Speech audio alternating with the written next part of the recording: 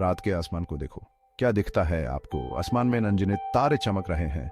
यह सब एक बड़े से कॉस्मिक स्ट्रक्चर का हिस्सा है। हम इसे मिल्की वे गैलेक्सी कहते हैं। इसमें इन अरब खरब तारे हैं, इसमें इन अनगिनत वंडर्स हैं। मिल्की वे एक बड़ा स्पाइरल गैलेक्सी है। इसका एक सेंट्रल बल्ज और स्पाइरल आर्म्स हैं। हमारा सोलर सिस्टम इन्हीं आर्म्स में से एक में है। हम गैलेक्टिक सेंटर से करीब 26,000 लाइट ईयर्स दूर हैं। सोचो हमारी गैलेक्सी कितनी बड़ी है। यह सच में दिमाग हिलाने वाली बात है। हमारी आकाशगंगा मिल्की वे का स्पाइरल शेप उसकी एक खास पहचान है। यह गैलेक्सी के घूमने की वजह से है। जो स्टार्स और गैस सेंटर के पास होते हैं वो तेजी से घूमते हैं, और जो दूर होते हैं वो धीरे धीरे। इसी स्पीड के डिफरेंस से स्पाइरल आर्म्स बनते हैं। ये आर्म्स कोई सॉलिड चीज नहीं है, ये बस स्टार्स और गैस के ज्यादा डेंस एरियाज हैं। सोचो, ये स्पाइरल आर्म्स जैसे स्पेस में ट्रैफिक जैम है। स्टार्स और गैस क्लाउड्स इन आर्म्स में आते जाते रहते हैं, और जब वो पास करते हैं तो कंप्रेस हो जाते हैं जैसे भीड़ में। इसी कंप्रेशन से नए स्टार्स बनते हैं। इसलिए स्पाइरल आर्म्स में नए स्टार्स बनते रहते हैं। यही नए स्टार्स पैदा होते हैं। मिल्की वे के स्पाइरल आर्म्स में डस्ट और गैस क्लाउड्स भी होते हैं। ये क्लाउड्स गैलेक्टिक सेंटर को हमसे छुपा लेते हैं। इनकी वजह से अंदर क्या है देखना मुश्किल हो जाता है, लेकिन एस्ट्रोनॉमर्स अलग अलग लाइट वेवलेंथ्स यूज करते हैं इस डस्ट को पार देखने के लिए, और वो गैलेक्सी के सेंटर में छुपे सीक्रेट्स को रिवील करते हैं। ये स्पाइरल आर्म्स हमेशा बदलते रहते हैं। ग्रेविटी और रोटेशन इन्हें शेप देते हैं, और दूसरी गैलेक्सीज के साथ इंटरैक्शन भी इन पर असर डालता है। मिल्की वे यूनिवर्स में अकेली नहीं है, ये एक बड़े कॉस्मिक वेब का हिस्सा है। ये अपने आसपास की गैलेक्सीज के साथ इंटरैक्ट करती है। हमारी आकाशगंगा मिल्की वे के बीचों बीच एक सुपरमैसिव ब्लैक होल है। इसे हम सेजिटेरियस ए एस्ट्रिस्क एस्ट्रिस्क कहते हैं। ये बहुत ही तेज ग्रेविटी वाला जगह है। कुछ भी नहीं, यहाँ तक कि प्रकाश भी इसकी पकड़ से बच नहीं सकता। ये ब्लैक होल हमारे सूरज से लाखों गुना ज्यादा बड़ा है। यही वो केंद्र है जिसके चारों ओर हमारी आकाशगंगा घूमती है। ब्लैक होल के आसपास का इलाका बहुत ही अस्त व्यस्त है। तारे यहाँ बहुत तेज गति से घूमते हैं। गैस और धूल भंवर की तरह घूमते रहते हैं। ब्लैक होल की तेज ग्रेविटी स्पेस और टाइम को मोड़ देती है। यह एक अजीब और रहस्यमय जगह बनाता है। यह जगह पृथ्वी पर हमारे किसी भी अनुभव से बिल्कुल अलग है। ब्लैक होल को सीधे नहीं देखा जा सकता। हम इसे इसलिए नहीं देख सकते क्योंकि यह प्रकाश नहीं छोड़ता, लेकिन खगोल वैज्ञानिक इसके आसपास के तारों की गति देखकर इसका पता लगा सकते हैं। ये तारे बहुत ही तेज गति से घूमते हैं।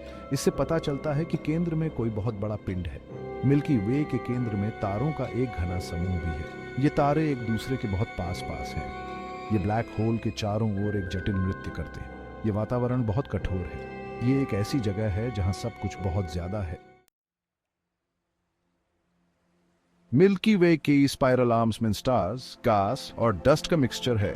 स्टार्स सबसे ज्यादा विजिबल कंपोनेंट्स हैं। वो चमकते हैं और गैलेक्सी को रोशन करते हैं। गैस और डस्ट कम विजिबल हैं, लेकिन गैलेक्सी के इवोल्यूशन में इनका बड़ा रोल है।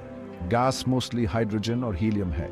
यह यूनिवर्स में सिंपलेस्ट और सबसे ज्यादा एलिमेंट्स हैं।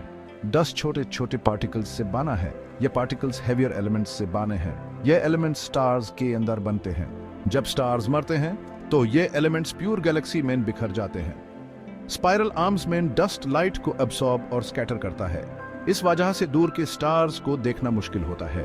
इससे सुंदर नेबुलाए भी बनती हैं। नेबुलाए गैस और डस्ट के क्लाउड्स हैं जो अलग अलग कलर्स में ग्लो करते हैं। मिल्की वे में ये कुछ सबसे स्टनिंग ऑब्जेक्ट्स हैं। स्पाइरल आर्म्स डायनामिक एनवायरनमेंट्स हैं। स्टार्स लगातार पैदा होते हैं और मारते हैं। गैस और डस्ट लगातार रिसाइकल होते रहते हैं। स्पाइरल आर्म्स हमारे गैलेक्सी के चलते रहने वाले एवोल्यूशन का सबूत हैं। वो हमें याद दिलाते हैं कि यूनिवर्स कभी भी स्टैटिक नहीं होता। भाग 5, तारों की नर्सरी और कब्रिस्तान। गैस और धूल के विशाल बादलों में तारे पैदा होते हैं। इन बादलों को नेबुला कहते हैं। गुरुत्वाकर्षण गैस और धूल को एक साथ खींचता है। जैसे ही बादल सिकुड़ता है यह गर्म हो जाता है। अंततः कोर इतना गर्म हो जाता है कि न्यूक्लियर फ्यूजन शुरू हो जाता है। एक नया तारा पैदा होता है। बड़े तारे तेजी से जीते हैं और जल्दी मर जाते हैं। वे अपने ईंधन को जल्दी जला देते हैं। जब उनका ईंधन खत्म हो जाता है तो वे शानदार सुपरनोवा में विस्फोट करते हैं। ये विस्फोट आकाशगंगा में भारी तत्वों को बिखेर देते हैं। ये तत्व नए तारों और ग्रहों के लिए निर्माण खंड बन जाते हैं। छोटे तारे लंबा जीवन जीते हैं। वे अपना ईंधन धीरे धीरे जलाते हैं। जब उनका ईंधन खत्म हो जाता है तो वे अपनी बाहरी परतों को छोड़ देते हैं। वे सुंदर प्लैनेटरी नेबुलाए बनाते हैं। तारे का कोर एक व्हाइट ड्वार्फ के रूप में रहता है यह अरबों वर्षों में धीरे धीरे ठंडा होता जाता है। आकाश गंगा मरे हुए तारों का कब्रिस्तान है। न्यूट्रॉन स्टार और ब्लैक होल विशाल तारों के अवशेष हैं। व्हाइट ड्वार्फ्स छोटे तारों के अवशेष हैं। ये अवशेष पूरे आकाश गंगा में बिखरे हुए हैं। वे तारों के जीवन के चक्रीय प्रकृति की याद दिलाते हैं। Section 6 planets and moons worlds beyond our sun. हमारा सोलर सिस्टम यूनिक नहीं है। मिल्की वे में और भी बहुत सारे स्टार्स हैं जिनके प्लैनेट्स उनके ऑर्बिट में घूमते हैं। इन प्लैनेट्स को एक्सोप्लैनेट्स कहते हैं। एस्ट्रोनॉमर्स ने हजारों एक्सोप्लैनेट्स खोज निकाले हैं। ये प्लैनेट्स कई अलग अलग साइजेस और कंपोजिशंस में पाए जाते हैं। कुछ एक्सोप्लैनेट्स पृथ्वी जैसे होते हैं। ये रॉकी होते हैं और इनकी सॉलिड सरफेस होती है। कुछ बृहस्पति जैसे गैस जायंट्स होते हैं। कुछ वरुण जैसे आइस जायंट्स होते हैं। कुछ अपने स्टार्स के बहुत पास ऑर्बिट करते हैं। कुछ बहुत दूर ऑर्बिट करते हैं। एक्सोप्लैनेट्स की डाइवर्सिटी हैरान करने वाली है। कई एक्सोप्लैनेट्स के मून्स भी होते हैं। ये मून्स भी प्लैनेट्स जितने ही डाइवर्स हो सकते हैं। कुछ मून्स बर्फ से ढके होते हैं। कुछ में एक्टिव वोल्केनोज होते हैं। कुछ की सर्फेसेस पर पानी भी हो सकता है। इन मून्स पर जीवन की पॉसिबिलिटी बहुत इंटरेस्टिंग है। एक्सोप्लैनेट्स और मून्स की खोज अभी भी जारी है। एस्ट्रोनॉमर्स इन्हें ढूंढने के लिए नए टेक्निक्स डेवलप करते रहते हैं। वो ऐसे प्लैनेट्स खोज रहे हैं जो पृथ्वी जैसे हों। वो ऐसे प्लैनेट्स खोज रहे हैं जिन पर जीवन संभव हो। Section 7 the enigmatic black holes.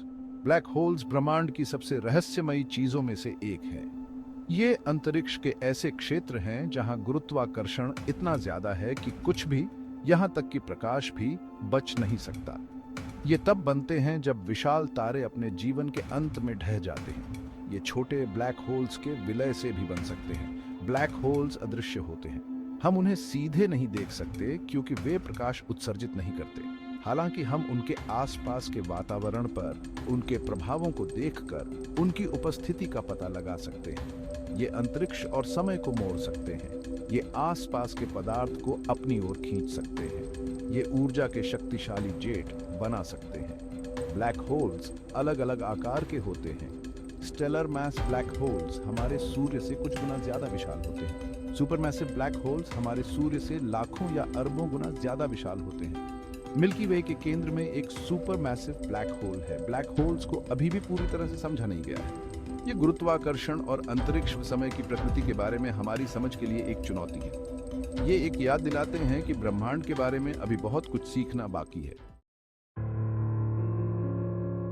Section 8 the invisible hand of dark matter. Milky Way का ज्यादातर मैटर इनविजिबल है। हम इसे डार्क मैटर कहते हैं। यह लाइट के साथ इंटरैक्ट नहीं करता। हम इसे डायरेक्टली देख नहीं सकते, लेकिन ह्यूमन पाता है कि यह एग्जिस्ट करता है इसके ग्रेविटेशनल इफेक्ट्स की वजह से। यह हमारी गैलेक्सी को पकड़े हुए है। मिल्की वे में करीब 85% मैटर डार्क मैटर है। यह गैलेक्सी के आसपास एक हालो बनाता है। यह विजिबल डिस्क से बहुत आगे तक फैला हुआ है। यह एक इनविजिबल स्कैफोल्डिंग की तरह है जो गैलेक्सी को जोड़कर रखता है। डार्क मैटर की नेचर एक मिस्ट्री है। हम नहीं जानते कि यह किस चीज से बना है। साइंटिस्ट इसके जवाब ढूंढ रहे हैं। वो एक्सपेरिमेंट्स कर रहे हैं ताकि डार्क मैटर पार्टिकल्स को डिटेक्ट कर सकें। वो नई थ्योरीज डेवलप कर रहे हैं ताकि इसके प्रॉपर्टीज को एक्सप्लेन कर सकें। डार्क मैटर यूनिवर्स का एक फंडामेंटल कंपोनेंट है। गैलेक्सीज के फॉर्मेशन और एवोल्यूशन में इसका क्रूशियल रोल है। अगर ह्यूमन यूनिवर्स को समझना है तो डार्क मैटर को समझना बहुत जरूरी है। सेक्शन 9 क्या हमारी आकाश गंगा मिल्की वे में जिंदगी बसती है? हमारे सोलर सिस्टम में जिंदगी है। पृथ्वी पर जीवन की भरमार है। क्या मिल्की वे में कहीं और भी जिंदगी हो सकती है? हमारी गैलेक्सी इतनी बड़ी है कि यह मुमकिन है। इसमें अरबों स्टार्स हैं। इनमें से कई स्टार्स के प्लैनेट्स हैं। कुछ प्लैनेट्स पृथ्वी जैसे हो सकते हैं। उन प्लैनेट्स पर पानी हो सकता है। उनका एटमॉस्फेयर जिंदगी के लिए सही हो सकता है।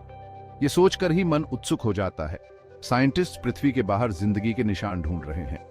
वो दूसरी सिविलाइजेशंस के रेडियो सिग्नल्स सुन रहे हैं। वो एक्सोप्लैनेट्स के एटमॉस्फेयर्स में बायो सिग्नेचर्स ढूंढ रहे हैं। एक्स्ट्रा टेरेस्ट्रियल लाइफ की खोज साइंस की सबसे एक्साइटिंग एंडेवर्स में से एक है।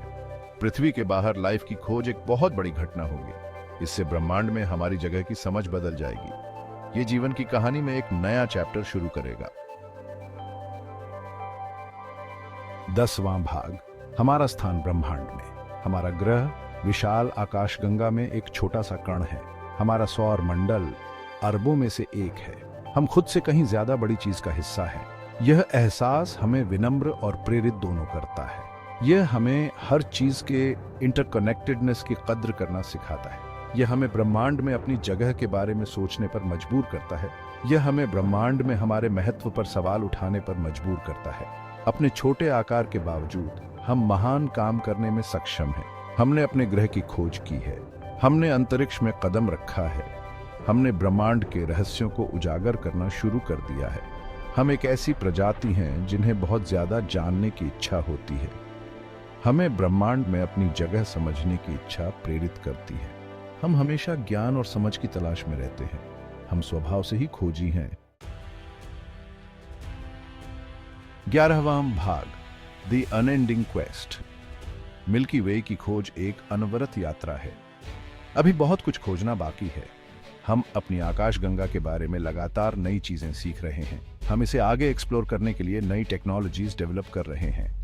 मिल्की वे एक्सप्लोरेशन का भविष्य उज्जवल है। नए टेलीस्कोप्स और स्पेस मिशंस और भी रहस्य उजागर करेंगे। ये हमें अपनी आकाशगंगा के केंद्र में और गहराई से देखने देंगे। ये हमें इसकी संरचना और विकास को समझने में मदद करेंगे। मिल्की वे को समझने की खोज एक कभी न खत्म होने वाली कहानी है। हर नई खोज नए सवालों को जन्म देती है। हर नया सवाल आगे एक्सप्लोरेशन के लिए प्रेरित करता है। ब्रह्मांड अजूबों से भरा है जो उजागर होने की प्रतीक्षा कर रहे हैं। खोज की यात्रा ही हमें इंसान बनाती है। यही हमें अज्ञात का पता लगाने के लिए प्रेरित करता है। यही मिल्की वे को इतना आकर्षक और प्रेरणादायक स्थान बनाता है।